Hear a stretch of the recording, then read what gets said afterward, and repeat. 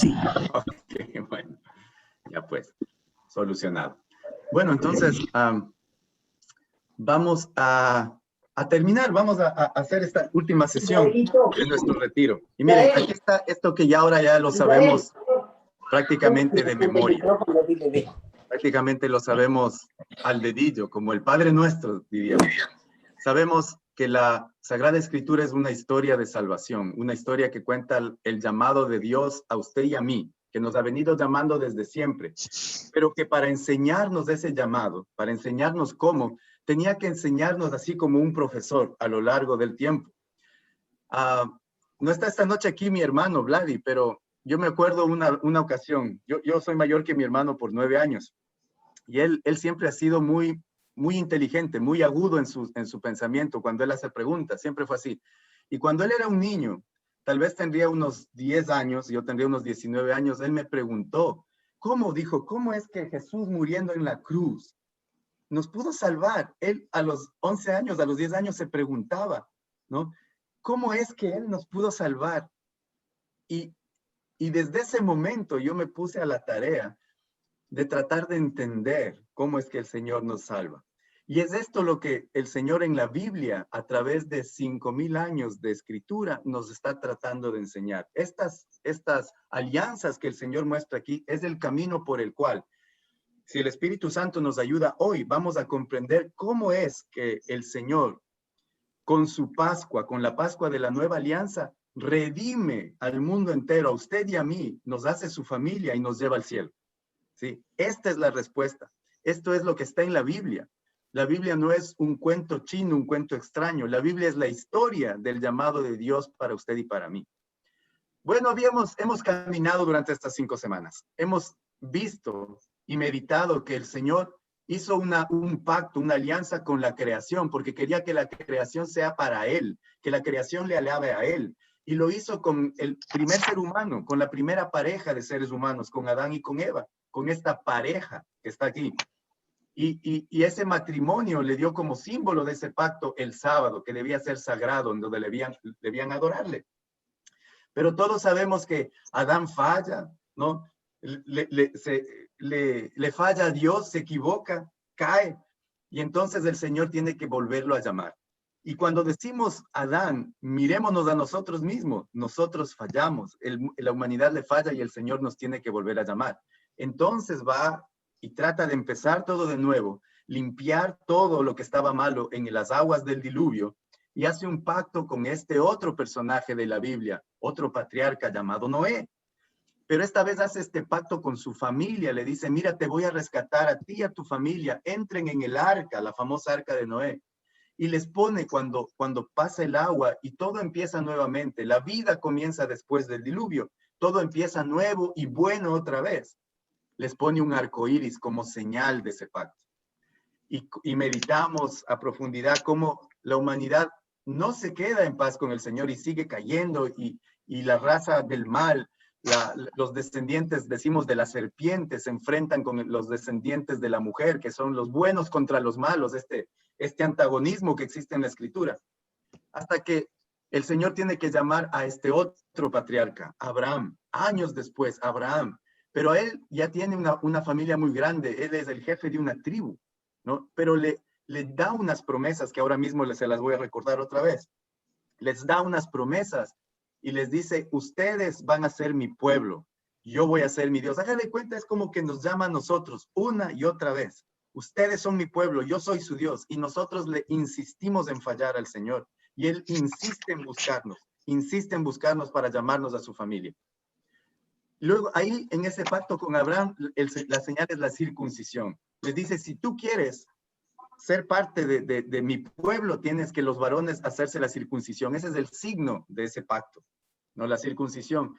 Y luego va avanzando más. A Abraham le da 3 promesas que ahora les recuerdo. La tengo más adelante para acordarnos, pero le da las 3 promesas y se las va cumpliendo. La primera, que es darle una tierra y una nación, se la cumple con Moisés. Luego Abraham le promete darle un reino y una dinastía, y se la cumple con David. Y luego a Abraham le promete darle una familia universal, un reino internacional, y se la cumple con Jesús y la iglesia, que es lo que vamos a tratar de ver ahora y meditarlo en profundidad. ¿Sí? La otra cosa que tenemos que recordar siempre es que estos pactos van creciendo en intensidad. Cada pacto es mejor que el anterior, es más completo, se acerca más a la realidad de Dios, acerca más y más y más hacia el último, que es el pacto perfecto con nuestro Señor Jesucristo. Cada uno de estos personajes, como hemos ido meditando, recuerda, prefigura a Jesucristo. Adán prefigura a Jesucristo porque nació sin pecado original, porque era sacerdote en el jardín del Edén, porque era esposo, ¿no? Luego Noé prefigura a nuestro Señor Jesucristo porque sale nuevamente de las aguas del diluvio como el Señor sale de las aguas del bautismo para nosotros. Abraham con el sacrificio de Isaac, que es una prefigura, un anuncio del sacrificio de nuestro Señor en la pasión de la nueva alianza. Moisés, el libertador del pueblo de Israel en Egipto. Cada uno de estos personajes se acerca y se acerca más y más a la figura inmensa del Señor Jesucristo, que es la plenitud de la historia de la salvación, a donde estamos llamados, donde estamos ahora mismo viviendo en esta última alianza, la nueva y eterna, que es con el Señor Jesús. Las otras 5 alianzas, o podemos decir, los otros 5 testamentos, porque acuérdense aquí arriba, y esto va a ser importante hoy, que pacto o alianza se dice en español, testamentum se dice en latín o testamento, diateque se dice en griego y berit se dice en hebreo. Pues todos estos patriarcas de aquí, Adán, Noé, Abraham, Moisés y David, son y vivieron en el antiguo pacto, en el antiguo testamento. Nuestro Señor Jesucristo inaugura el nuevo pacto, el nuevo testamento, y nosotros somos gente del Nuevo Testamento, somos gente del nuevo pacto. Vivimos ya en el nuevo pacto, acuérdense de eso. Bueno, ese es como el gran resumen, la vista general de lo que es la Biblia. Ahora usted le puede decir a cualquiera, cuando usted diga, ¿sabe de lo que habla la Biblia? Claro, mi hermano, sé perfectamente de lo que habla la Biblia. La Biblia es la historia de la salvación, cómo Dios ha llamado a su pueblo, cómo me llama a usted y a mí, a través de los pactos que ha hecho con los hombres y mujeres que están en la Escritura. Usted ya le puede dar un resumen de la Sagrada Escritura sin todavía haberla leído, que eso será posterior. Si es que todavía no la ha leído por completo, no debería pasar la oportunidad de por lo menos leerla una vez, de punta a punta en su vida. Por lo menos una vez. Bueno, ahora sí, llegamos a Jesucristo, el corazón de esta historia. El centro, cima y plenitud de esta historia es nuestro Señor Jesucristo. Y la plenitud de esta historia, de este pacto, de esta alianza, se da en la Eucaristía, en donde el Señor va a hacer el sacrificio pascual. Pero vamos a ir despacio. Muy bien, vamos a ir poco a poco narrando esta historia de los pactos y mirando cómo nos va llevando el Señor, como un maestro, como un pedagogo. Aquí en el grupo ahorita hay varios profesores de profesión, son profesores. Tenemos 4 profesores aquí, ¿eh? 5 profesores hay. Como un maestro, ¿no? El Señor nos va enseñando, porque la lección grande, la lección importante, la tenemos que comprender bien. Entonces, ¿cómo nos empezó a enseñar el Señor con el pacto con Adán? ¿Cómo nos mostró que Adán es prefigura del Señor Jesucristo? Lo vamos a recordar aquí. Adán en el jardín del Edén desobedece y decide hacer su voluntad, ¿no? Como nos dice el libro del Génesis en el capítulo 3. Es una prefigura por contraste con nuestro Señor Jesucristo, que en otro jardín, en el jardín de Getsemaní, hace la voluntad de su Padre, no su propia voluntad. Dirá el Señor, que se haga tu voluntad y no la mía. Luego Adán, no, está desnudo y siente vergüenza, nos dice Génesis en el capítulo 3, que cuando se da cuenta que está desnudo siente vergüenza. El nuevo Adán, que es nuestro Señor Jesucristo, es despojado de sus vestiduras. Es desnudado para ser crucificado en el Calvario y es avergonzado en frente del pueblo. Asimismo, Adán, en su trabajo, dice el Señor, cuando le da las consecuencias del Señor, cuando las consecuencias de su pecado tienen que ser manifiestas, el Señor Dios le dice, tu trabajo se volverá fatiga y te producirá espinas y cardos, le dice así, espinas y cardos. En el capítulo 3, todo esto del Génesis. A nuestro Señor, los soldados le colocan una corona de espinas en su cabeza, en la pasión de nuestro Señor. Las mismas espinas que se anuncian en Adán son colocadas en la cabeza de nuestro Señor. Dios también le dice a Adán que tendrá que sudar para comer, ¿no? Comerás con el sudor de tu frente, le dice. Nuestro Señor Jesucristo, el nuevo Adán, suda sangre en el jardín de Getsemaní. En el huerto de Getsemaní, el Señor suda sangre. El castigo del pecado para Adán es la muerte. La muerte física entra en el mundo en el capítulo 3 del Génesis, cuando le dice Dios, polvo eres y al polvo vas a volver. Entra la muerte, Adán va a morir. Como consecuencia del pecado, Adán va a morir. Nuestro Señor Jesucristo también es condenado a muerte. Jesús es el nuevo Adán, porque toma todas estas consecuencias, todas estas características de Adán y las redime con su obediencia, las compone, las arregla y las vuelve mejores, las lleva hacia Dios nuevamente con su obediencia. Pero nuestro Señor no se queda muerto. Él resucita al tercer día y se cumple entonces la promesa que Dios le hizo a Abraham en Génesis 22. Cuando es el nuevo Adán, no se queda muerto, el nuevo Adán resucita. ¿Y cuál fue la promesa que le hizo Dios a Abraham en Génesis 22? Le dijo, todos los pueblos de la tierra serán bendecidos a través de tu descendencia. Y nuestro Señor Jesucristo es descendiente de Abraham. Esa es la descendencia de la que habla la Biblia cuando dice que toda la tierra será bendecida y todos los pueblos en nuestro Señor Jesucristo. Aquí se cumple la promesa de Abraham, que Dios le hizo a Abraham. Muy bien, sigamos entonces al pacto con Abraham.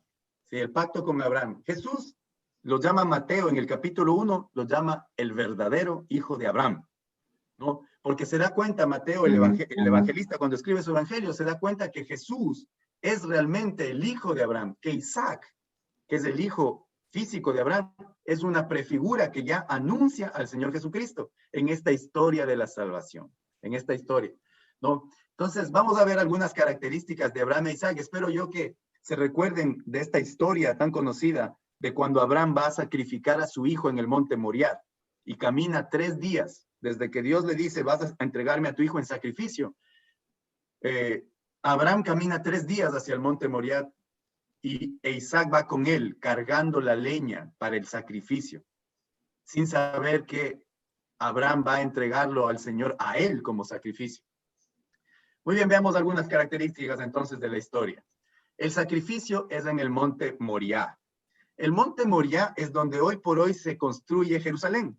El monte Moriah es donde está, ahora en el año 2021 hay una mezquita musulmana ahí en este sitio del monte Moriah, ¿no? Pero es ahí en Jerusalén, donde estaba el templo de Salomón. Ahí estaba el templo de Salomón, en el monte Moriah, donde lo lleva al sacrificio. Isaac cargaba la leña para el sacrificio, ¿no? Isaac la cargaba. ¿Se acuerdan que decíamos que entonces Isaac no era un niñito de 11 años ni de 9 años? Era un joven bastante fuerte, porque si cargó 3 días leña, que estaba bastante pesada, eso nos da a entender que era bastante más fuerte que su padre, que era un anciano de 100 años y que podía derrotarlo si él hubiese querido. Pero Isaac voluntariamente acompaña a su padre en este pedido que le hace Dios al sacrificio. Cuando Isaac le pregunta, papá, ¿y el cordero para el sacrificio dónde está? Abraham, que sabe que no hay cordero, que el cordero es el hijo, Isaac, le dice, Dios mismo proveerá el cordero. Le dice en Génesis 22, Dios mismo proveerá el cordero, hijo. No, hijito, le dice, hijito, Dios mismo proveerá el cordero con todo su corazón. Y cuando llega el momento, no duda en sacrificar a su hijo, cuando levanta la mano, porque él piensa que si Dios podía traer a su hijo de vuelta, ¿no? Hasta de la muerte. Tal era la fe de Abraham que pensaba que seguramente Dios de alguna manera iba a cumplir la promesa, porque le había dicho que de este hijo iba a nacer una gran descendencia. Entonces él sabe que aunque sea de la muerte, lo va a traer de vuelta. Y así es la fe de Abraham y no duda. Ahora, todo este pasaje hermoso es solamente una prefigura del verdadero sacrificio que se va a hacer en el mismo monte, en el monte Moriah, en el monte de Sión, que son los mismos nombres para el mismo monte, ¿no? que es el sacrificio de nuestro Señor Jesucristo, ¿no? Por su muerte y resurrección. Así nos abre el Señor las puertas al cielo. Mateo, en el capítulo 1, versículo 1, llama al Señor Jesucristo el Hijo de Abraham. Lo llama el Hijo de Abraham. Es decir, Isaac solamente era un anuncio. Aquí viene el verdadero Hijo de Abraham, el verdadero sacrificio, el verdadero pacto, el que va a ser eterno. Se ofrece el sacrificio en el Moriah. El monte Moriah es en pleno Jerusalén. El monte Calvario, donde Jesús es físicamente crucificado, está a un lado del monte Moriah. Pero ya vamos a ver que el sacrificio no sucede en el Calvario, sucede en Jerusalén, en el monte Moriah. Eso lo vamos a ver más adelantito. Quédese con ese paréntesis en la mente. Luego Jesús, igual que Isaac, carga él mismo la madera para el sacrificio. Él carga su cruz y la carga voluntariamente, acepta la voluntad del Padre. Nadie lo asesina, nadie le quita la vida. El Señor la entrega y la entrega pensando en usted y en mí, en los dos que estamos aquí, en todos los que estamos aquí para nuestra salvación. El Señor voluntariamente carga la madera de su sacrificio. Y por último, Dios se ofrece a sí mismo como Cordero, porque Jesús es Dios, el Cordero de Dios. ¿Se acuerda como dijo Abraham? Dios mismo proveerá el Cordero. Pues exactamente, Dios mismo, el mismo Dios, se ofrece como el Cordero.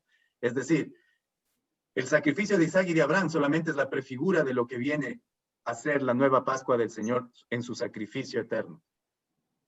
Y así como Abraham recuperó a su hijo Isaac después de 3 días, porque 3 días duró el camino hasta que el Señor le dijo que no lo tenía que crucificar, de igual manera Dios recibe de vuelta a su hijo resucitándolo al 3er día. ¿No? Eso es lo que tenemos que tener en cuenta. Todo esto era indispensable que el pueblo de Israel lo viva a través de tantos años, ¿no? A través de los eventos para que pudieran entender cuando llegara el Señor Jesucristo. Y es lo mismo, es el mismo ejercicio que estamos haciendo nosotros ahora en 6 semanas. Lo que al pueblo de Israel le tomó miles de años, siglos, nosotros estamos tratando de entender con la ayuda de la gracia y del Espíritu Santo durante este retiro. Muy bien, estas son las 3 promesas de Abraham que mencionaba hace un momentito, que le hizo el Dios a Abraham. Aquí están las 3, ¿no? Mire, la primera que estoy señalando aquí le dijo que le iba a dar una tierra y una nación. Una tierra y una nación. Esa promesa se la cumple. Bueno, decíamos que la eleva a juramento en Génesis 15, bueno, de promesa pasa a ser juramento, y se la cumple con Moisés, que ahora vamos a recordar para que no nos falle la memoria y podamos todos estar frescos de todo lo que hemos hablado. Luego le promete o le jura a Abraham un reino y una dinastía, y esto se lo cumple con David, cuando le hace el pacto con David, ahí se lo cumple a Abraham. Abraham, el padre de la fe, esa fe inmensa de Abraham de no negar a su hijo, le vale que Dios le cumpla los 3 juramentos que le ha hecho. Y el último que vamos a ver hoy es la familia y la bendición universal que se la cumple en el pacto con nuestro Señor Jesucristo. ¿Sí? Pero veamos qué nos dice la Escritura. Dice, Cristo nos ha rescatado de la maldición de la ley al hacerse maldición por nosotros. Como dice la Escritura, maldito todo el que esté colgado de un madero. De este modo, la bendición de Abraham alcanzó a las naciones paganas en Cristo Jesús por la fe que recibimos en la promesa que es el Espíritu Santo. Palabra de Dios, te alabamos, Señor. Sí, mire lo que está diciendo aquí la Sagrada Escritura. Nosotros somos las naciones paganas. ¿Quiénes no son paganos? Solamente los judíos. Los judíos consideraban una nación pagana a cualquier otra nación que no tuviera como Dios a Yahvé, al Dios de Israel. Nosotros somos las naciones paganas. Estados Unidos, Ecuador, El Salvador, México, todos somos las naciones paganas. Nos alcanza a nosotros estos pactos porque el Señor Jesucristo lo hace internacional, lo hace universal, nos hace a todos familia. Muy bien. Veamos el siguiente pacto entonces. Con Moisés. Jesús es el nuevo Moisés. Muy bien, Moisés. Sabemos su historia, el salvador de los israelitas en Egipto. Sabemos que él liberó, él guió al pueblo de Israel afuera de Egipto, atravesando el Mar Rojo y los llevó por el desierto, les dio las tablas de la ley y los llevó a la tierra prometida. Todo eso meditamos las semanas atrás. Pues bien, vamos a recordar otra vez cómo es que Jesús es el nuevo Moisés. Al decir que Jesús es el nuevo Moisés, lo que estamos diciendo es que el pacto con Jesús abarca el pacto con Moisés, abarca el pacto con Adán, abarca el pacto con Abraham. Es decir, todos los pactos se condensan y llegan a una plenitud impensable en nuestro Señor Jesucristo, en el nuevo pacto, en la nueva alianza. Entonces dice que Moisés nace bajo la tiranía del faraón. Nuestro Señor Jesucristo nace bajo la tiranía de Herodes. Ambos nacen bajo tiranos, déspotas. Cuando nace Moisés, el faraón mandó a matar a todo niño varón hebreo, porque recuerdan ustedes que tenía miedo que crezca tanto en número el pueblo de Israel, que se hagan más poderosos que los mismos egipcios. Quería matar a los varones, quería dejar a las niñas y a las señoras, pensando que los varones podían ser guerreros. Lo mismo pensó Herodes cuando nació el Señor Jesucristo y los reyes magos le anuncian que ya nació el rey. Piensa que lo van a destronar y manda a matar a todo varón menor de 2 años, ¿no? Hay una similitud enorme entre la vida de Moisés y la vida del Señor. Y acuérdese de una cosa, la vida de Moisés es un hecho real. La vida de Moisés no es un cuento. Moisés es un personaje histórico. Las cosas sucedieron. Y Dios escribe la historia en los eventos.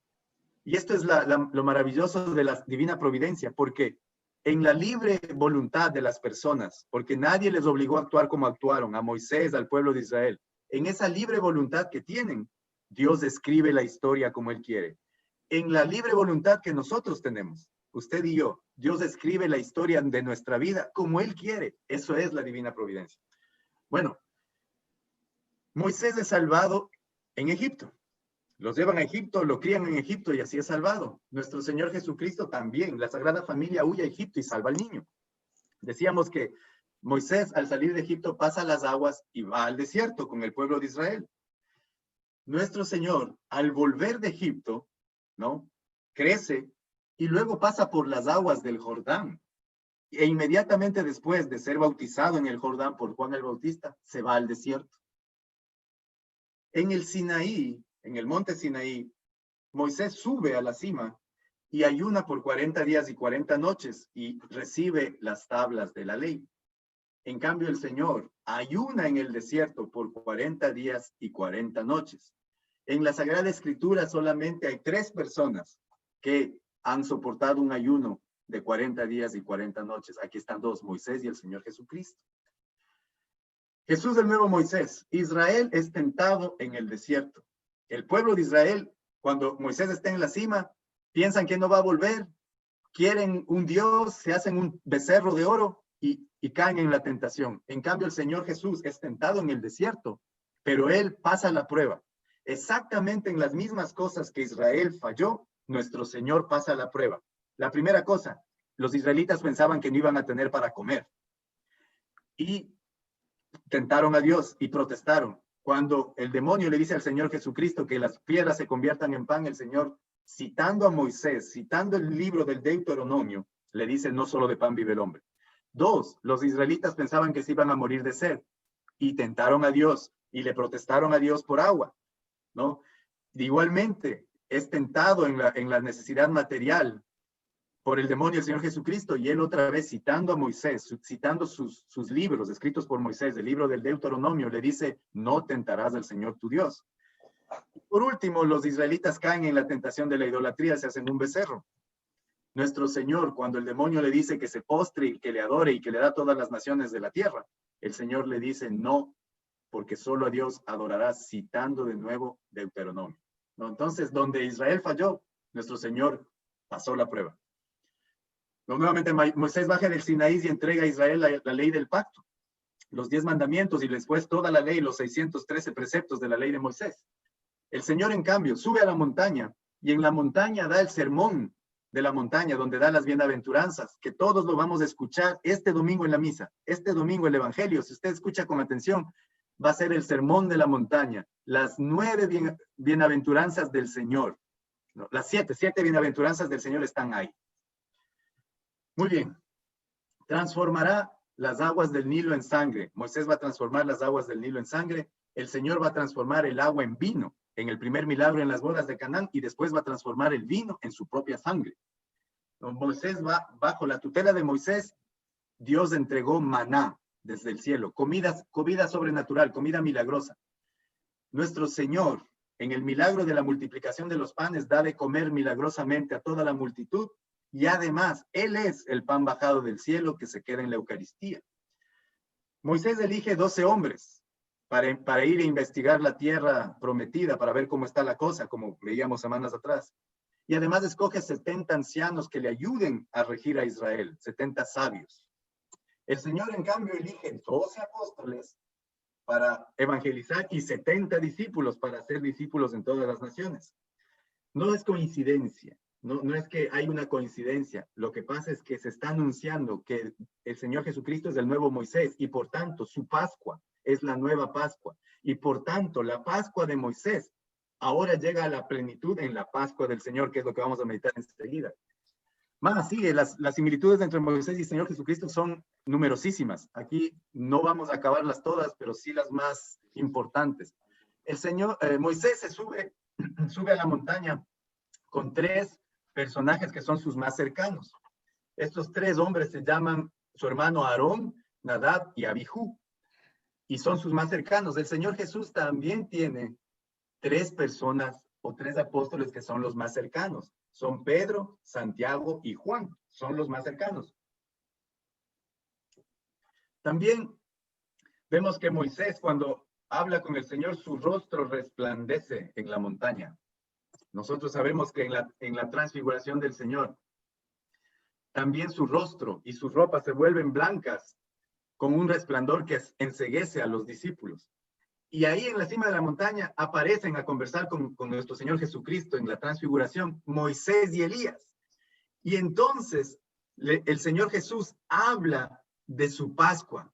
Conversando con Moisés, que aparece en el monte cuando el Señor Jesús se transfigura, el Señor le dice a Moisés, ¿no?, al que dirigió la salida de Israel de Egipto, de la esclavitud, le dice, ahora viene mi partida. Y se refería a la nueva Pascua, a la nueva Pascua. Entonces, ahora sí vamos a entrar ya a lo mejor. Así como los israelitas tuvieron que celebrar la Pascua antes de salir de Egipto, de igual modo nuestro Señor Jesucristo tiene que celebrar la Pascua en la tierra aquí antes de su partida al cielo. Mire lo que sucede. La Pascua fue un requisito antes de salir de Egipto. La Pascua del Señor, por lo tanto, va a suceder antes de su partida hacia el cielo, antes de su resurrección y ascensión a los cielos. Vamos a ver cómo sucede esto. Entonces, ¿no?, Jesús, nuestro Señor Jesucristo, les dice a sus discípulos, a Pedro y a Juan, vayan. Esto es en el año 33 de nuestra era. El Señor tiene 33 años. 3 años ha pasado ya predicando. Es la Pascua número 3 que va a celebrar con sus discípulos, ¿no? Y esta es muy especial. Dirán en la Sagrada Escritura, he deseado desde mucho, hace tiempo, celebrar con ustedes esta Pascua. Y les va a decir, vayan y preparen lo necesario para que celebremos la cena de Pascua. Le preguntaron al dueño de la casa, el maestro manda decirte, ¿dónde está la pieza en la que comeré la Pascua con mis discípulos? Palabra de Dios, te alabamos, Señor. Es decir, el Señor va a comer la cena pascual, de acuerdo al rito de los judíos. Esta cena pascual los judíos la habían venido haciendo durante siglos, desde la salida de Egipto. Siglos habían venido haciéndola. Le habían hecho todos los judíos, incluyendo los antepasados del Señor Jesús. Y el Señor Jesús, desde que tenía 12 años, seguramente participó con su familia en las Pascuas de la familia. Y ahora, cuando tiene 33 años, va a celebrar esta Pascua con sus discípulos. Pero no solo va a celebrarla, va a transformarla, va a darle su pleno significado. Pero antes de seguir, es indispensable que refresquemos un poquito la memoria de la Pascua del Éxodo. Y para eso no he puesto la lectura completa porque es un poco larga, pero la voy a leer yo, la lectura del Éxodo de Israel, que está en el capítulo 12, precisamente del libro del Éxodo, ¿no? Va a decir lo siguiente, del versículo 1 hasta el versículo 14 voy a leer, ¿no? Dice, Yahvé dijo a Moisés y a Aarón en el país de Egipto, Este mes será para ustedes el comienzo de los meses, el primero de los meses del año. Hablen a la comunidad de Israel y díganle, el día 10º de este mes, tome cada uno un cordero por familia, un cordero por casa. Pero si la familia es demasiado pequeña para comer el cordero, se pondrá de acuerdo con el vecino, según el número de personas y conforme a lo que cada cual pueda comer. Ustedes escogerán un corderito, sin defecto, macho, de 1 año. En lugar de un cordero podrán tomar también un cabrito. Ustedes lo reservarán hasta el día 14 del mes. Entonces toda la comunidad de Israel lo sacrificará al anochecer. En cada casa en que lo coman, ustedes tomarán su sangre y la untarán en los postes y la parte superior de la casa, de la puerta, perdón. Esa misma noche comerán la carne asada al fuego, la comerán con panes sin levadura y con verduras amargas. No comerán nada de él crudo o hervido. Lo que sobre él no lo guardarán, lo quemarán en el fuego. Y comerán así, ceñidos con el cinturón, las sandalias en los pies y el bastón en la mano. Ustedes no se demorarán en comerlo. Es una Pascua en honor de Yahvé.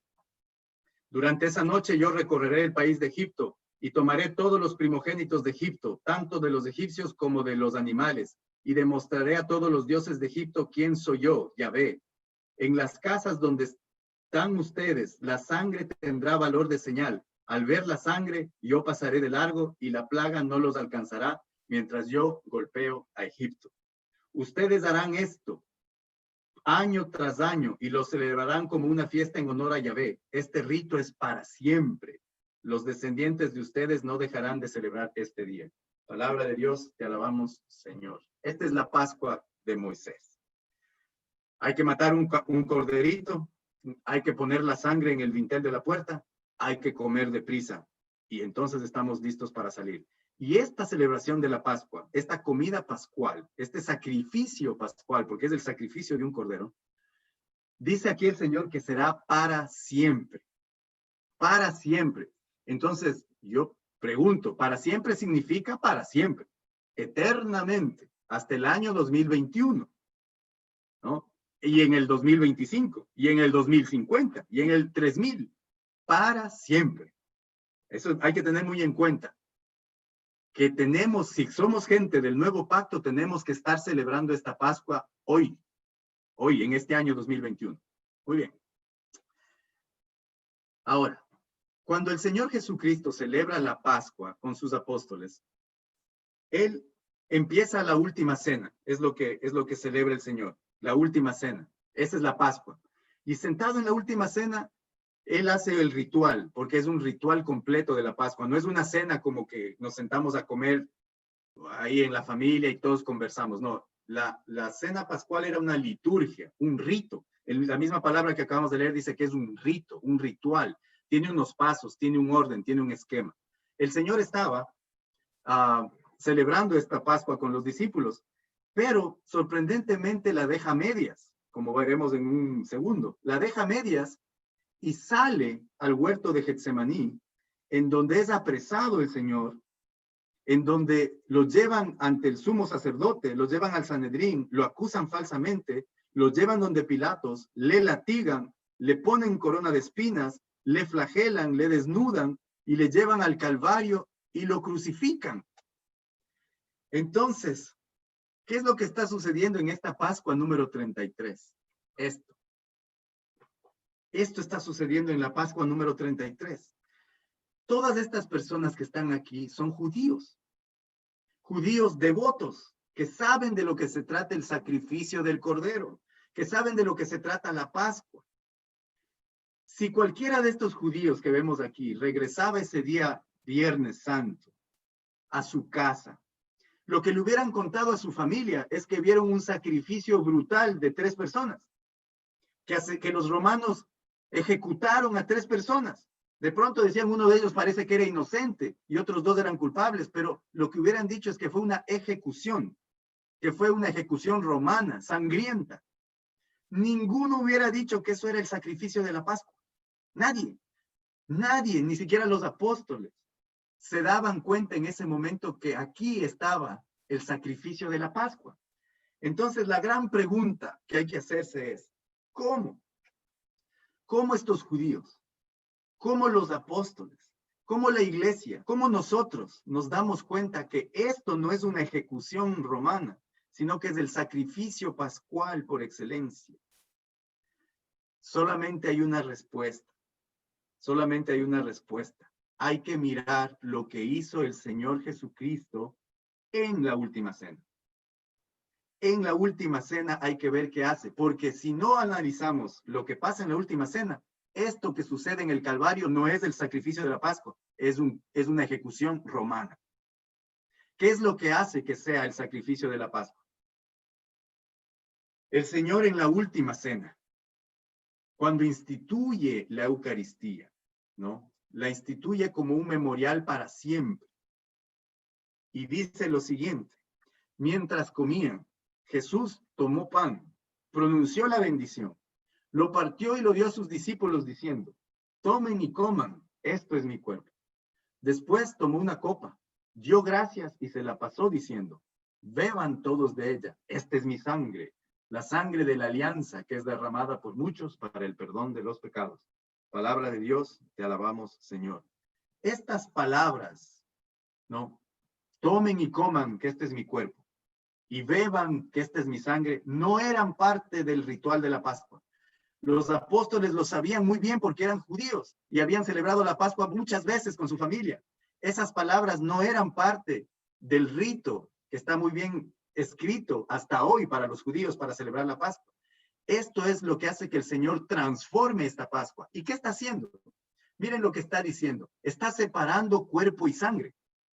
Cuando nosotros intuitivamente miramos que se separa cuerpo y sangre, cuando vemos que la sangre se riega, que estamos con hemorragia, sabemos que estamos muriendo. Sabemos que si no paramos la sangre vamos a morir.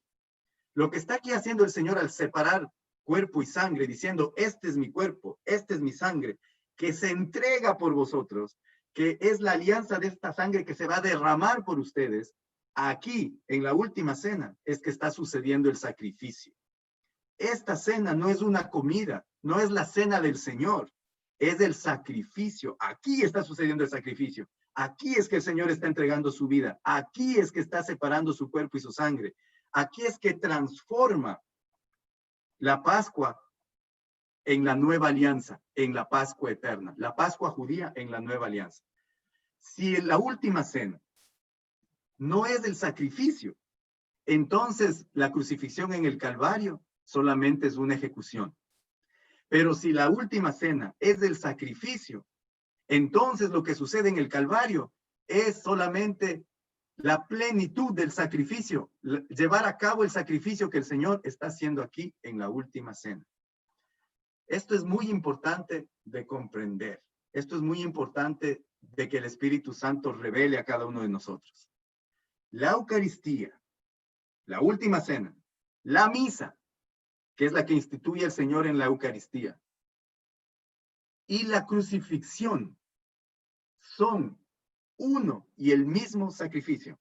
Son uno y el mismo sacrificio, el sacrificio pascual. Esto lo entendieron los apóstoles ya después entendieron todo esto. Que lo que había hecho el Señor en el Jueves Santo era empezar el sacrificio, lo cual solamente se cumplió y se terminó el día viernes en el Calvario. La Eucaristía no es una cena, no es una comida, no es simbólica. La última cena o es el sacrificio de la Pascua, o entonces lo que sucede en el Gólgota, en el Calvario, solamente es una ejecución romana sin valor de salvación. Por lo tanto, la Eucaristía es el sacrificio. La misa es el sacrificio de nuestro Señor Jesucristo y es uno y el mismo con el sacrificio del Calvario.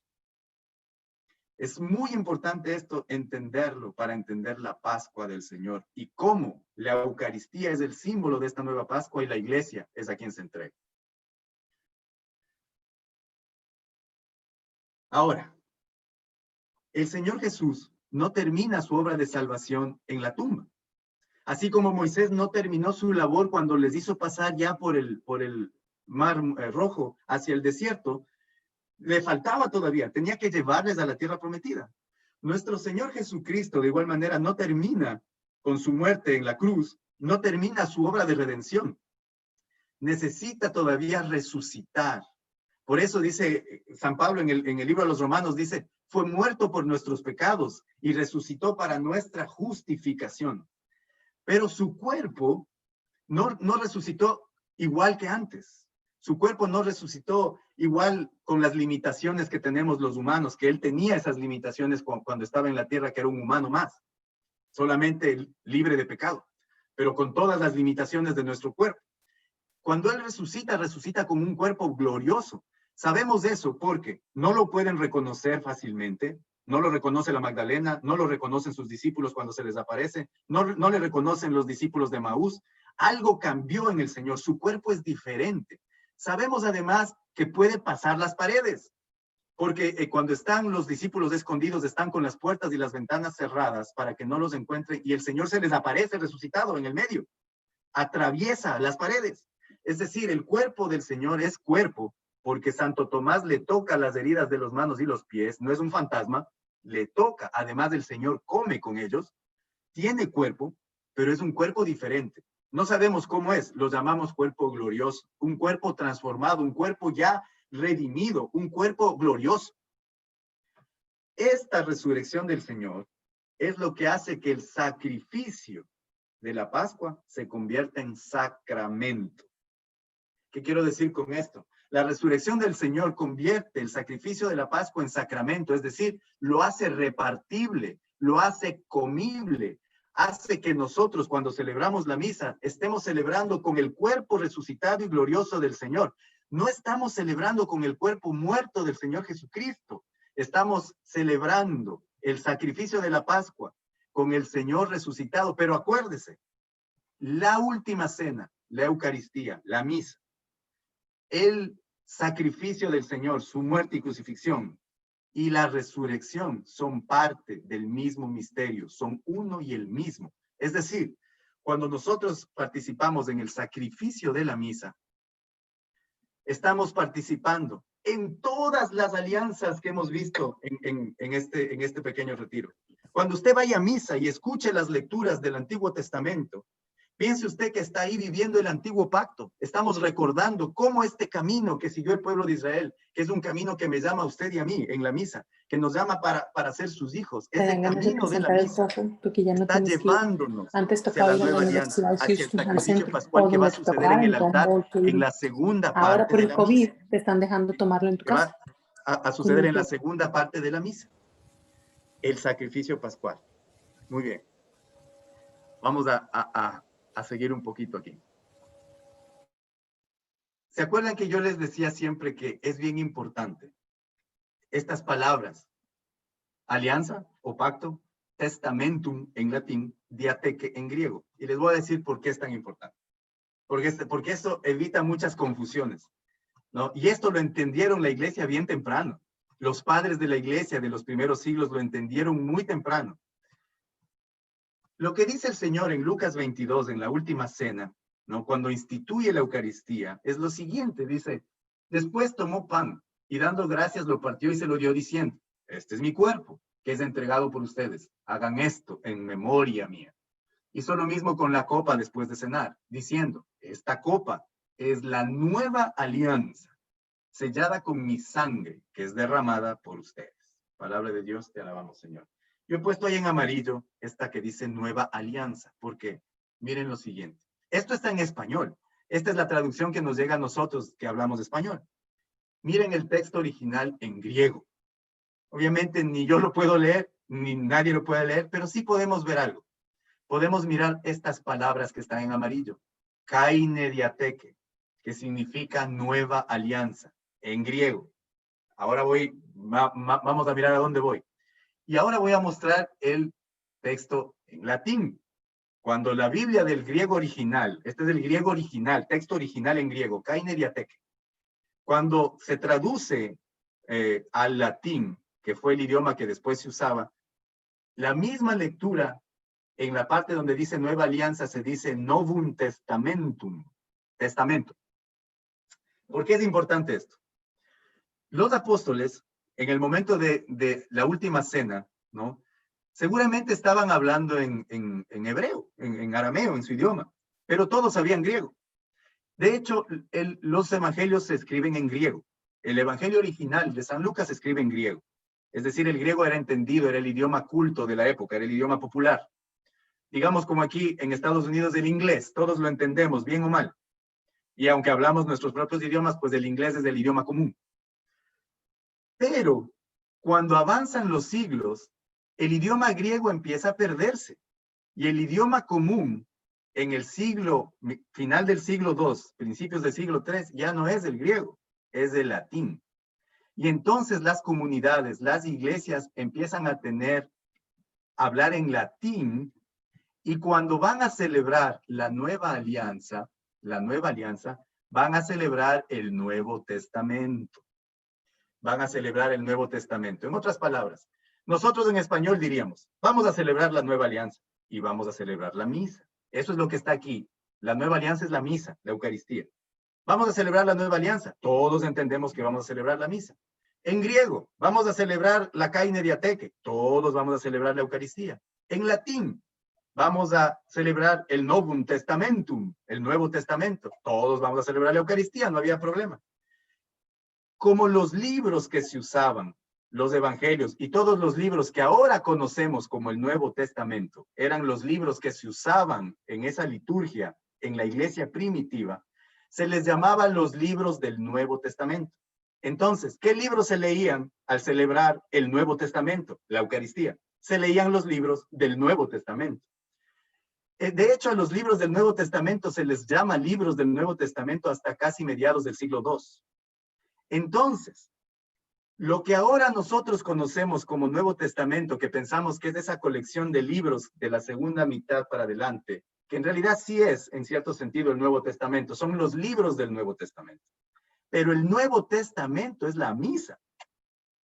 El Nuevo Testamento es la misa. Esa es la nueva alianza. Kaine Diateque, Novum Testamentum. Lo que el Señor inició, lo que el Señor instauró en la última cena, eso es el Nuevo Testamento. Entonces, cuando a usted le pregunten, ¿dónde en el Nuevo Testamento está la misa? Por supuesto está la última cena, pero el Nuevo Testamento es la misa, de acuerdo al Nuevo Testamento. Es decir, el Nuevo Testamento fue una celebración mucho antes de ser un documento. Cuando nosotros nos dicen, ¿dónde está la misa en el Nuevo Testamento? Es una pregunta equivocada. La misa es el Nuevo Testamento. Y los libros del Nuevo Testamento mucho después se llamaron libros del Nuevo Testamento.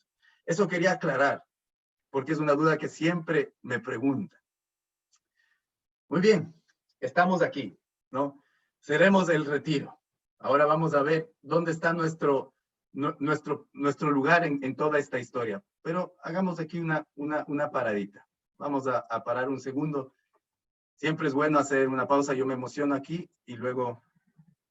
No sé si hay alguna pregunta que querramos hacer. Miren, no nos vamos a apurar, vamos a tomarnos el tiempo. Si tienen ustedes alguna pregunta acerca de esto que estamos reflexionando.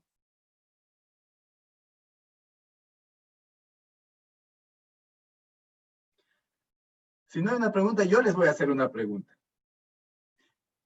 De todo esto que hemos reflexionado, ¿no? De estas partes que hemos reflexionado hoy o en las anteriores semanas, dígame qué parte usted nunca pensó que hubiera sido así, o que nunca oyó que haya sido así.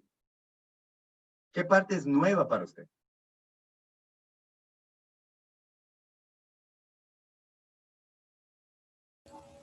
Para mí, el Nuevo Testamento, lo que acabas de decir, totalmente nuevo.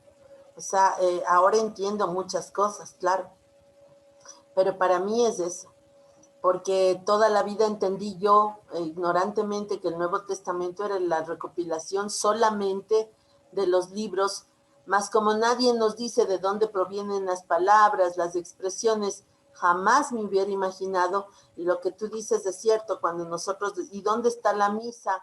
Nosotros pensamos es que es del la Pascua que celebró. No, o sea, la celebra la Pascua, pero diciendo textualmente, ¿no? Entonces eso, por ejemplo, ahora yo ya sé, eso es totalmente nuevo para mí. Y gracias por instruirnos. Amén. Gloria a Dios por instruirnos a todos nosotros. El Nuevo Testamento es la misa. Nosotros somos la gente del Nuevo Testamento. Somos la gente que va a la Eucaristía. No, nunca nos dejemos quitar ese derecho. Somos la gente del Nuevo Testamento, ¿no? Entonces, celebremos. Dice San Pablo, Cristo el Señor ha sido sacrificado en nuestra Pascua, por lo tanto celebremos, dicen Corintios. ¿Celebremos qué? La Eucaristía. Sí, celebremos.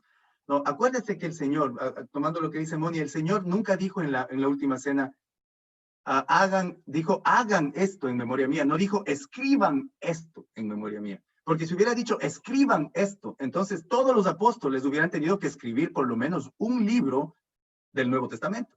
Pero no, la gran mayoría de ellos no escribió nada. Pero todos fueron a celebrar la Eucaristía, porque la orden fue, hagan la nueva alianza. No dijo, escriban la nueva alianza. Dijo, hagan la nueva alianza, el Nuevo Testamento. Celebren el Nuevo Testamento. Y por lo tanto, todos celebraron y algunos escribieron. El Nuevo Testamento primeramente es el sacrificio de la misa y como un segundo concepto es, por supuesto, la colección de libros que conocemos como el Nuevo Testamento. Bueno, ¿qué otra cosa es como de nueva que no hayan reflexionado, que no hayamos pensado que era así? ¿Y cómo nos va a afectar en nuestra vida de cristianos católicos?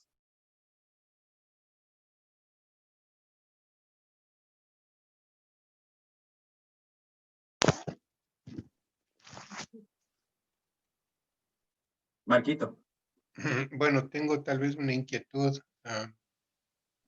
porque en el Apocalipsis, el capítulo 19, menciona acerca de la otra cena o la boda del Cordero. ¿Cuál es el simbolismo de esta que estamos celebrando aquí, con la que un día celebraremos con el Señor? Ahorita vamos a ver eso, porque el Señor no se llevó, sí, Marquito, el Señor no se llevó el reino con él cuando resucitó. No, lo dejó también aquí y eso es lo que vamos a ver y vamos a unir con el Apocalipsis, justamente con el capítulo 19, la cena, la boda del Cordero, ¿no? Que es la que estamos celebrando aquí. Es una y la misma. Ahorita le adelanto eso a Marquito, es una y la misma. La cena, la boda del Cordero, lo que celebramos aquí es solamente la antesala, como decir, un gusto que nos damos aquí en la tierra. El cielo se abre, pero ya nos anuncia lo que vamos a celebrar allá en las bodas del Cordero. Pero ahorita vamos a eso en la última partecita, los minutos que nos quedan. ¿Alguna otra pregunta por ahí? Pregunte ahora, pero anímese, anímese. Está bueno.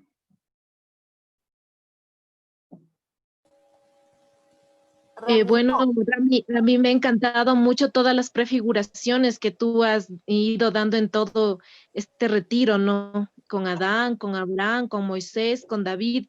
Y bueno, algunas como que me han impactado tanto como la de Abraham cuando va hacia el monte llevando a su hijo, ¿no? Y cómo Dios manda a su hijo único también. Entonces, todas estas prefiguraciones me han llevado como a profundizarlo, como a admirar mucho más todas las cosas que el Señor ha hecho por nosotros, que es la historia de nuestra salvación personal. Me ha encantado. Amén. Gloria a Dios. Simoni.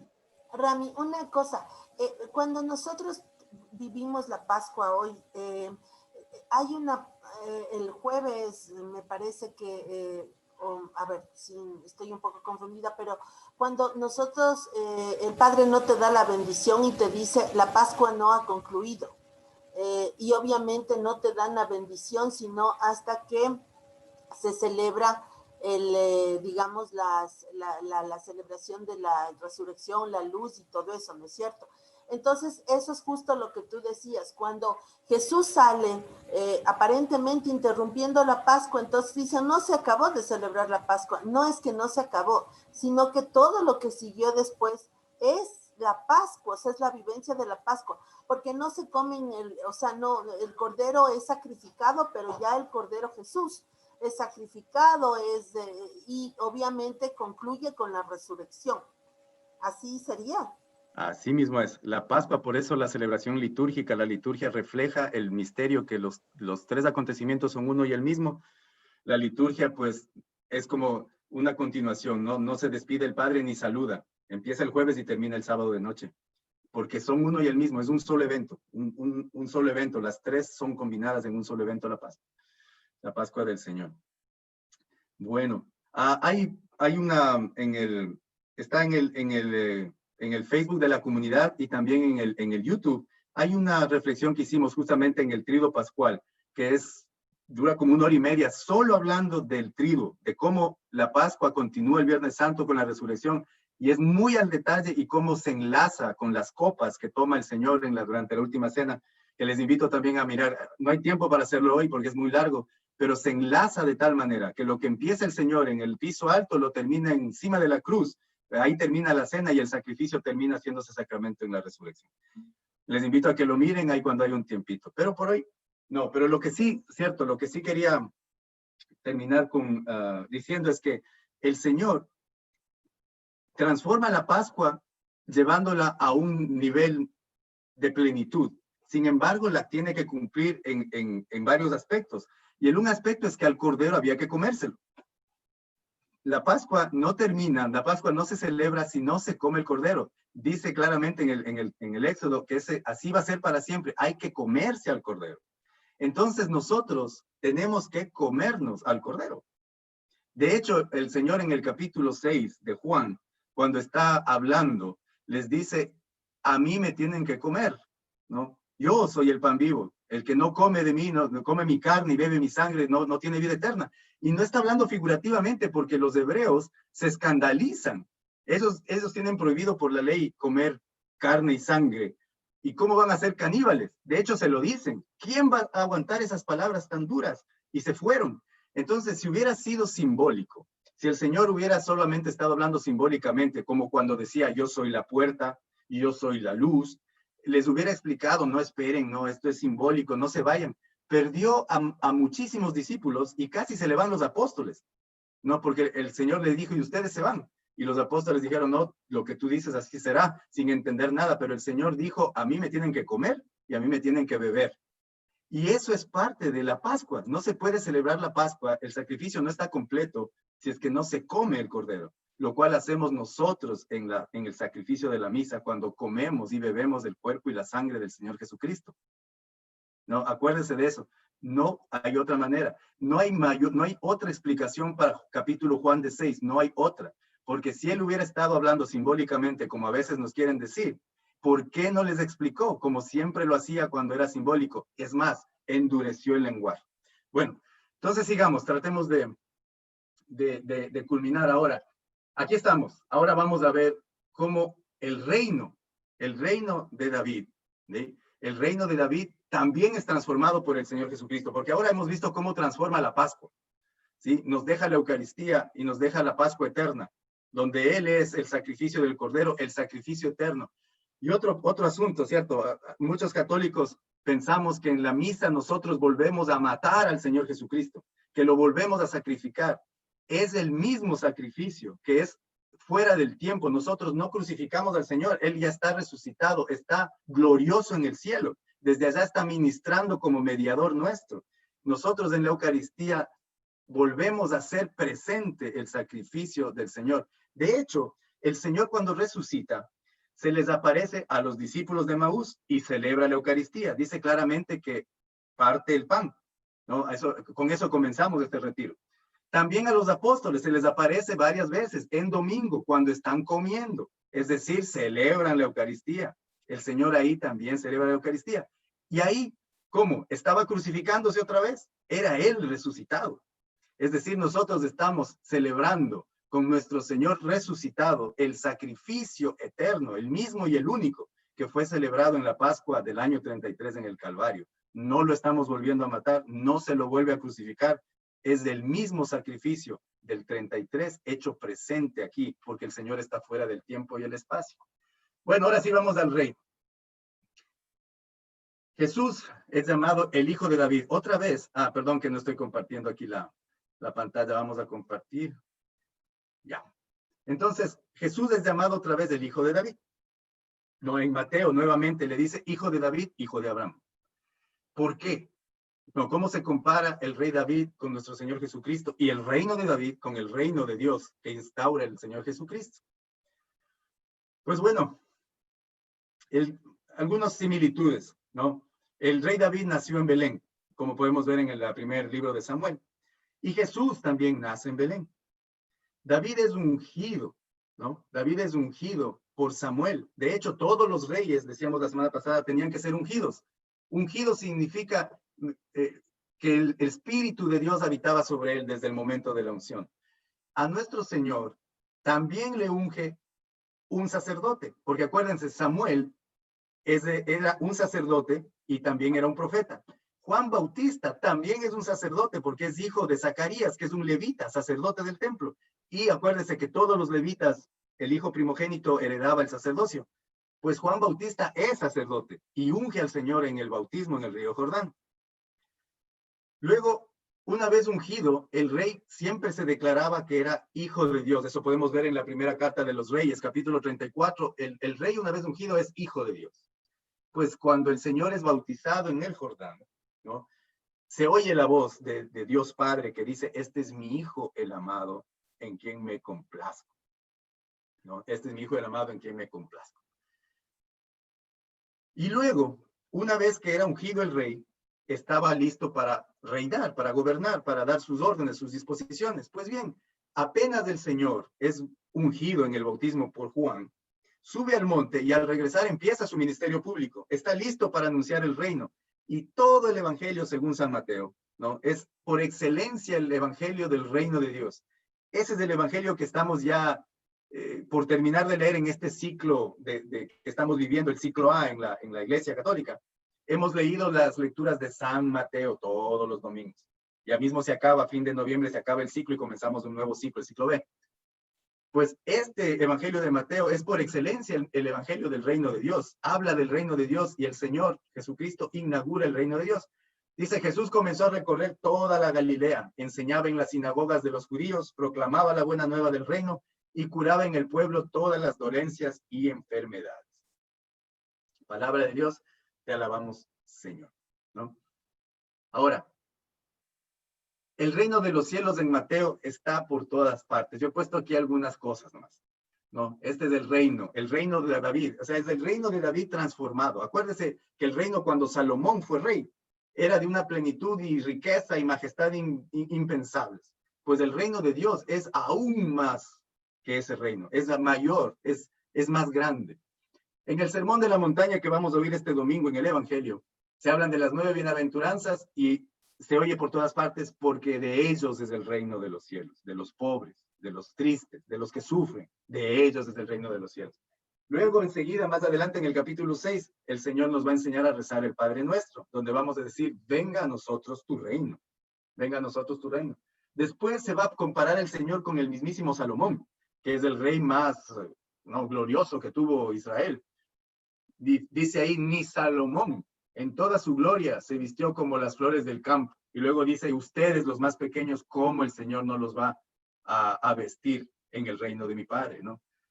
Luego dice en Mateo 6, busquen primero el reino de Dios y su justicia. Es decir, el mensaje de Jesucristo en su ministerio público se centra en el reino. Él ahora sí va a ser el verdadero reino, el reino de David. Ahora sí lo va a instaurar nuevamente, el reino de Dios. Dice la Sagrada Escritura en Mateo capítulo 12, dice, la reina del sur resucitará en el día del juicio, junto con los hombres de hoy, y los condenará, porque ella vino desde los confines de la tierra para escuchar la sabiduría de Salomón. Y aquí ustedes tienen mucho más que Salomón. Les estaba reprochando a los judíos que no lo escuchaban, no le creían. Y le decían, miren, esta reina antigua vino a escuchar la sabiduría de Salomón. Y ustedes no quieren oírme a mí, que soy mucho más grande que Salomón, serán juzgados. Eso les está diciendo ahí. Se compara con Salomón, el más grande de los reyes del reino de Israel. Luego, en Mateo tenemos 7 parábolas.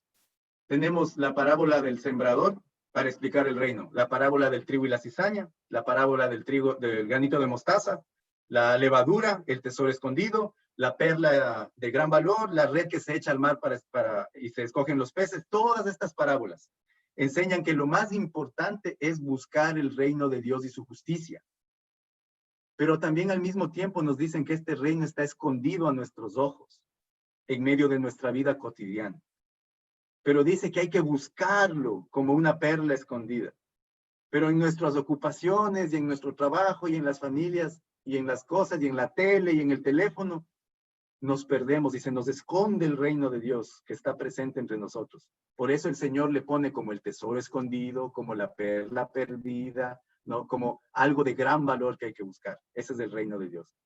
Y luego el Señor va a incluir a todos. Acuérdense que la promesa era que el reino iba a ser universal, iba a ser internacional. Pues el Señor incluye a todos, incluye a los extranjeros.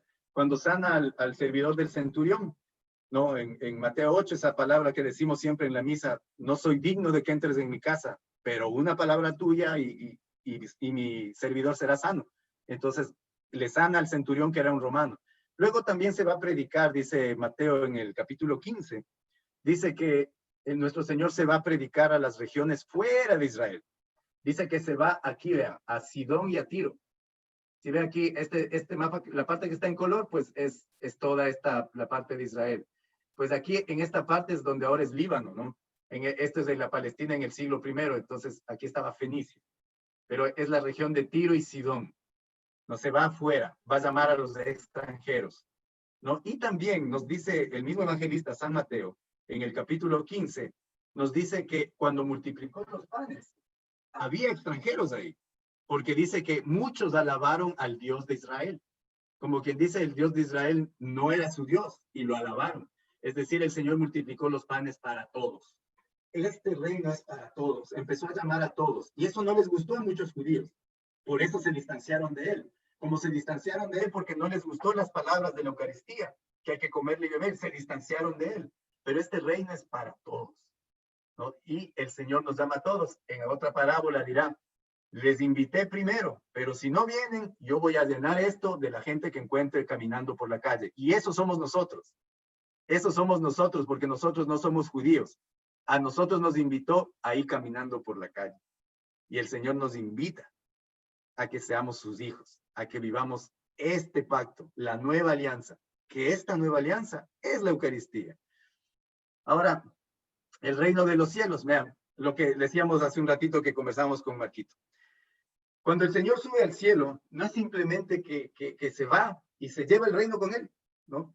Obviamente, el rey está arriba. Claro que el rey está en los cielos. El rey está mediando por nosotros, está a la derecha del Padre, ejerciendo su mediación eterna por nosotros, como sumo y eterno sacerdote, mediando, como dice el libro de los Hebreos, mostrando sus llagas y su sangre, mediando por nosotros, como hacía el sumo sacerdote a la antigua usanza en el Levítico. Él está ahora en el santuario del cielo, frente a Dios, mediando por nosotros.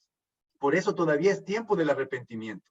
Cuando el Señor vuelva en su segunda venida, cuando salga de ahí y venga de nuevo, ya se va a acabar el tiempo, ya no vamos a poder arrepentirnos. Ahora es el tiempo de arrepentimiento. Ahora es el tiempo aceptable, dice el Señor. Por eso ahora tenemos que mostrarnos animosos de caminar con Él, buscar la palabra, asistir a la misa, leer la Biblia, enterarnos de lo que sucede, entregar nuestra vida, ser los pequeños del reino de Dios. Muy bien, pues, no se fue llevando el reino hacia el cielo, dejó aquí a la iglesia, y dejó la iglesia bien plantada sobre la roca, Cuando el Señor iba ya resucitado, iba a ascender a los cielos, a la morada eterna, le dijo a Pedro, dice, y ahora te digo a ti, tú eres Pedro, o sea, piedra, ¿no? Y sobre esta piedra edificaré mi iglesia. Los poderes de la muerte jamás la podrán vencer. Yo te daré las llaves del reino de los cielos. Todo lo que ates en la tierra quedará atado en el cielo. Todo lo que desates en la tierra quedará desatado en el cielo. También tenemos ahí en el Facebook de la comunidad, en el YouTube, también está otra meditación, asimismo larga, sobre esto, las llaves, la silla y la roca, ¿no?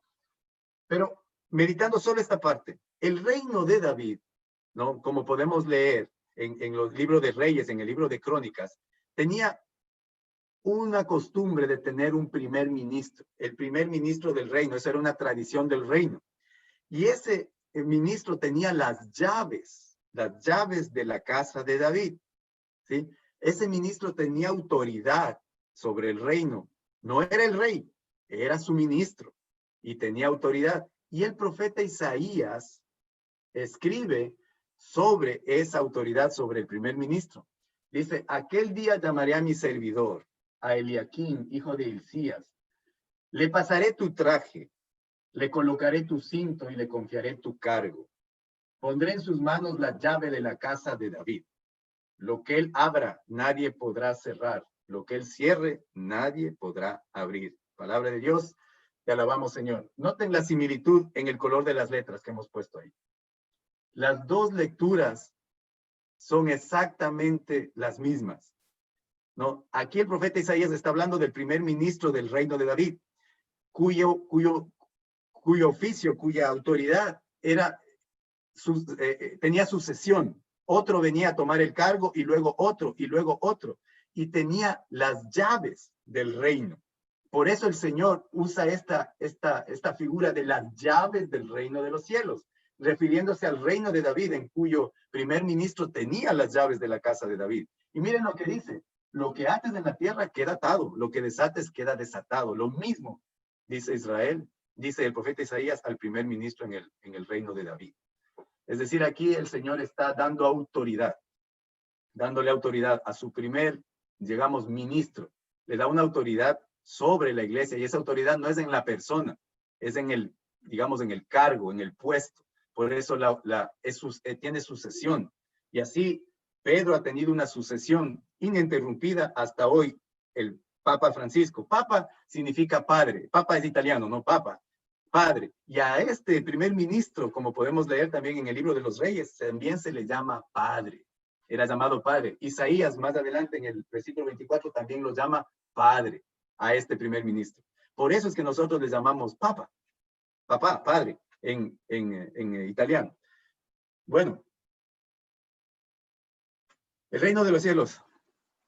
Puesto que todo el mundo sabía del reino de los cielos, todo el mundo había oído hablar de Jesús durante 3 años, todo el mundo estaba listo para que ya entre Jesús a Jerusalén, instaure el reino, venga de nuevo la gloria, que le tumbe a Herodes, que se lleve a los romanos, que se levante en armas del pueblo de Israel y que venga el reino de David. Por eso cuando entra el Señor Jesucristo en el día domingo de Ramos, a la Pascua que él va a celebrar ya, esto es el domingo, la Pascua la celebrará el jueves y el viernes, pues aquí cuando entra en el domingo de Ramos, todo el pueblo le recibe y dice: Hosana al Hijo de David, bendito el que viene en nombre del Señor, Hosana en lo más alto de los cielos. Miren cómo dice, el Hijo de David, así lo llaman en Mateo 21. En otro pasaje del mismo Domingo de Ramos, San Marcos dice: Hosana, bendito el que viene en nombre del Señor, ahí viene el bendito reino de nuestro Padre David, Hosana en las alturas. Por último, bendito el que viene como rey en nombre del Señor, paz en el cielo y gloria en lo más alto de los cielos. Es decir, todo el mundo estaba listo para que el reino sea de nuevo glorioso. Y el Señor Jesucristo entró en un burro, como entraban los reyes. A veces uno piensa que entró en un burro por humilde. No, entra como rey, porque Salomón en la primera carta de los reyes, en el capítulo 1, entra en un burro. Y los reyes, muchos de los reyes entraban en un burro. Entonces, cuando lo ven entrando al Señor en un burro, empiezan: Hijo de David, gloria a ti, Hosana, vive el rey. Inclusive, en una parte se dice que es el rey, ¿sí?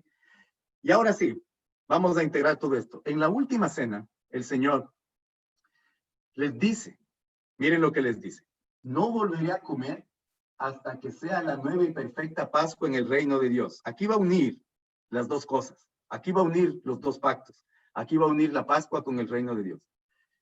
Dice: no volveré a comer hasta que sea perfecta la Pascua en el reino de Dios. Y luego les dice: no volveré a beber del fruto de la vid hasta que llegue el reino de Dios. Y en ese momento, los apóstoles, que no habían comprendido nada todavía, estaban totalmente en las nubes, empiezan a discutir quién sería el más importante en este reino que hablaba el Señor.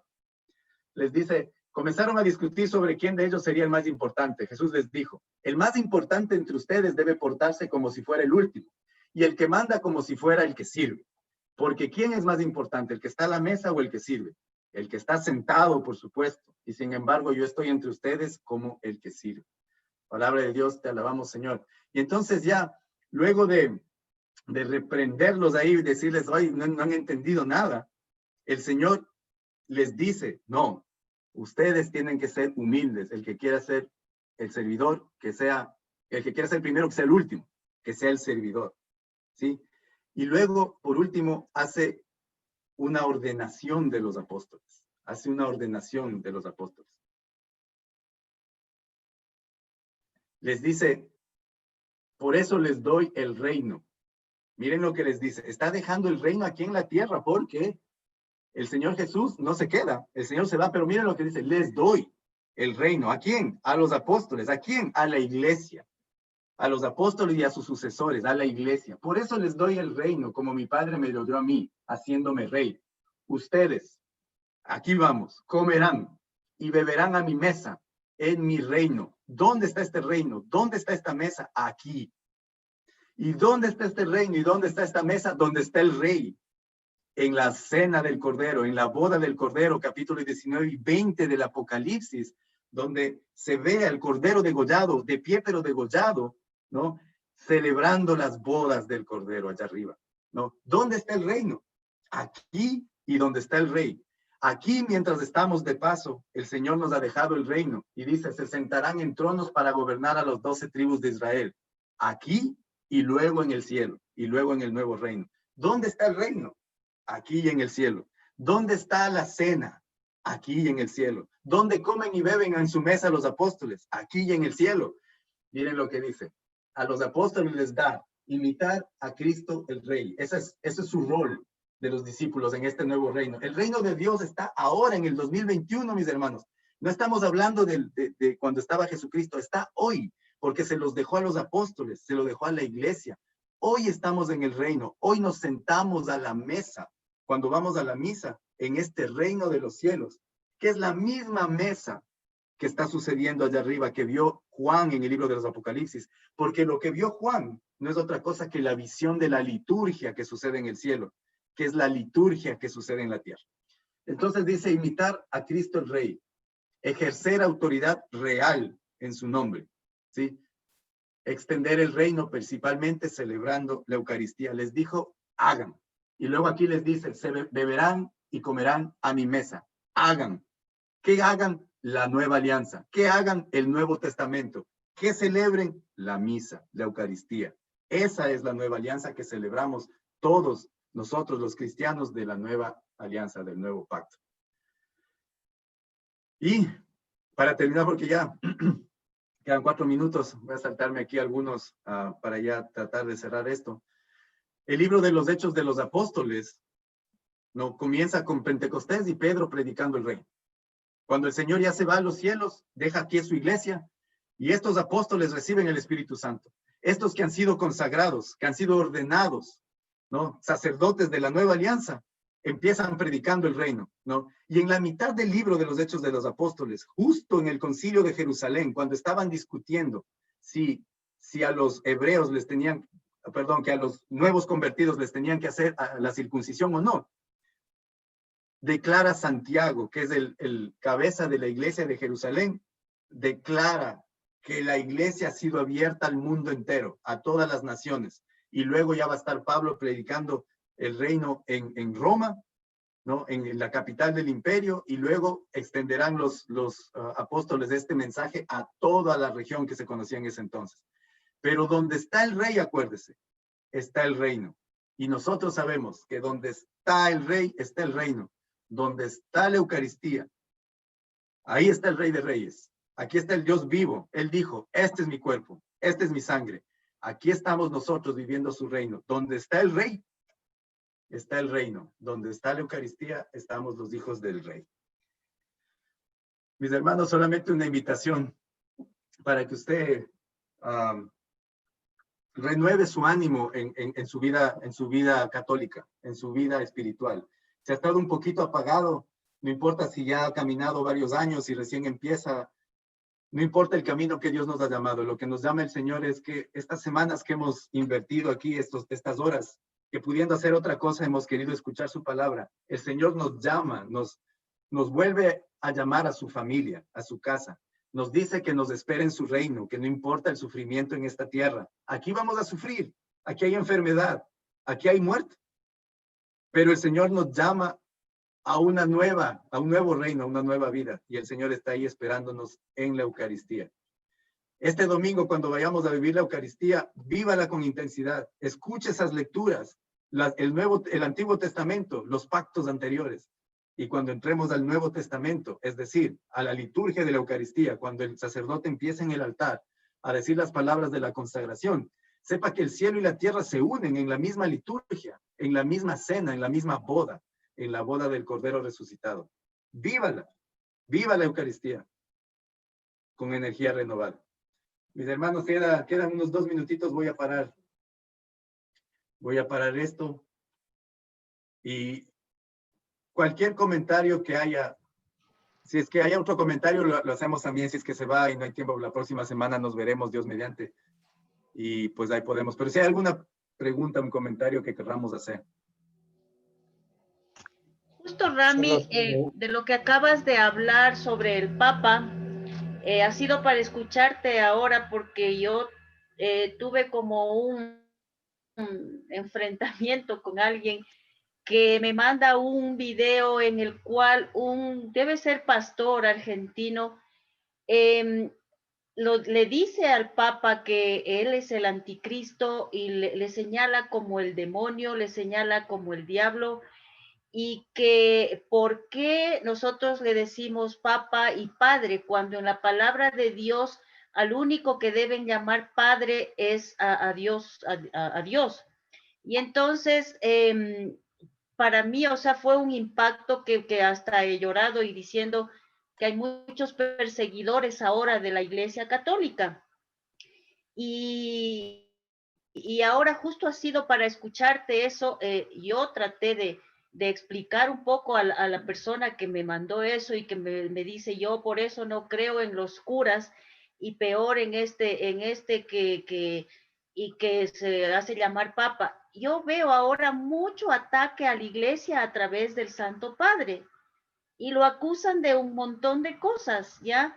Y bueno, y también de declaraciones que él no ha dado, pero sin embargo se tergiversa. Entonces este pastor coge ciertos párrafos de la Biblia, no el contexto de todo, sino ciertos párrafos y va comparando y va diciendo el por qué no se debe llamar Papa, el por qué no se le debe decir Padre, coge otro párrafo en el cual dice que ustedes no adorarán a otro Dios, que no sea el Dios de los cielos, y sin embargo, dice los católicos adoran a las imágenes y todo. Entonces yo veo últimamente es una guerra contra la Iglesia Católica. Y eso a mí como que me está perturbando y yo lloro y sufro y estoy orando mucho al Señor de que, o sea, ponga su poder y autoridad sobre los perseguidores, porque hay mucho ataque últimamente a la iglesia.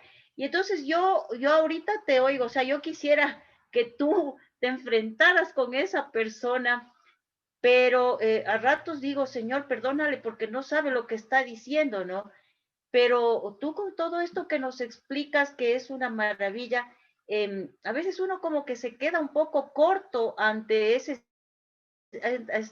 tipo de acusaciones, ¿no?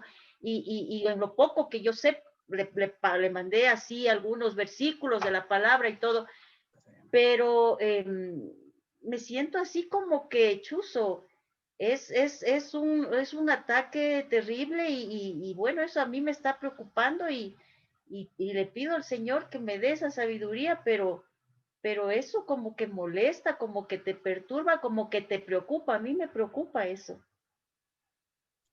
Bueno, sí, lo que has hecho está bien. Lo primero que hay que hacer es orar por el Papa y por la Iglesia. Ajá. Si al mismísimo Señor, al Señor Jesús, ¿no? A Dios en persona, le dijeron que él estaba trabajando por el demonio. A él se lo dijeron, ¿no? Que tú expulsas a Satanás porque eres amigo de Satanás. Si se lo dijeron a él, ¿cómo no nos van a decir a nosotros y a la Iglesia, ¿no? Entonces, lo que hay que hacer es orar por el Papa y prepararnos, ¿no? En específico eso del Papa y que no hay que llamar a Padre a nadie, ese es un clásico, ¿no? Y hay libros y libros para responder eso. Es bastante común ese ataque, ¿no? Pero en definitiva, en los ataques hay que orar por el Papa y orar por él como persona, porque también como humano se equivoca. Por ahí también respondimos esta semana a un amigo que decía, y que no es que es infalible. explicar que el Papa se equivoca, no es infalible, hay que entender el dogma de la infalibilidad. No, el Papa se puede equivocar si lanza una opinión, no, etcétera. Hay que orar por él, él siempre nos pide que oremos por él, y entonces eso es lo que tenemos que hacer. Hay muchas respuestas, ahorita no nos da el tiempo, pero hay bastante material para responder a eso, Luchita, de por qué no se debe decir padre a alguien. Sí quisiera empaparme de eso, porque es tenaz, en el medio que yo trabajo, o sea, chuzo, hay un ataque fuerte, ¿no? Y tú tienes que estar así preparado, y con lo poco que yo sé, les enfrento, pero como que a veces hace falta un poco más, pero, o sea, es un poco difícil, pero bueno, le pido a Dios que me dé sabidurías, porque te salen con unas cosas increíbles, verás. Y entonces es como que te atacan y como que te quieren pinchar y bueno, yo llegué ahora y me puse a llorar, o sea, yo estaba caminando arriba en la terraza y me puse a llorar y lloraba porque me sentía como impotente ante eso. Bueno, pues oremos, pongámosle en oración esa intención de la iglesia entera, la que nos trae Luchita, la iglesia y el Papa, intenciones de salud que conocemos. A ver, entonces vamos a hacer nuestra oración final para que no se nos pase, porque ya estamos sobre la hora. Dios les pague, gracias por todo. Aquí tontas. Ahí va. Muchas gracias, papi, por todo lo que nos has enseñado en estas semanas y por todo el trabajo que has hecho. Ahora nos ponemos en la presencia del Señor, en el nombre del Padre, del Hijo y del Espíritu Santo. Amén. Por la salud y fortaleza del Papa Francisco, de Juanita Martínez, mamá de nuestro hermano Liberio, por la tía Consuelo Velástegui, que el Señor le dé fortaleza en estos tiempos difíciles, y por la salud de Montserrat, que salió positivo al virus, por el alma de Marcelo Angulo, hermano de Luchito en Ecuador, por la señora Lucille Meyer y por el señor Robert Panacione, y por todos nuestros fieles difuntos en este día aproximándose del Día de los Muertos, y por las elecciones la próxima semana.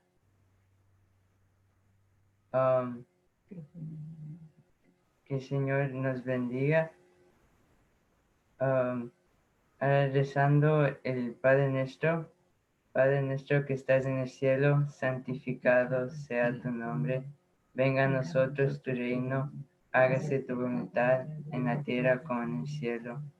Danos hoy nuestro pan de cada día. Perdona nuestras ofensas, como también nosotros perdonamos a los que nos ofenden. No los dejes caer en la tentación y líbranos del mal. Amén. En nombre del Padre, del Hijo y del Espíritu Santo. Amén. Gracias, hermanos. Con eso damos por concluido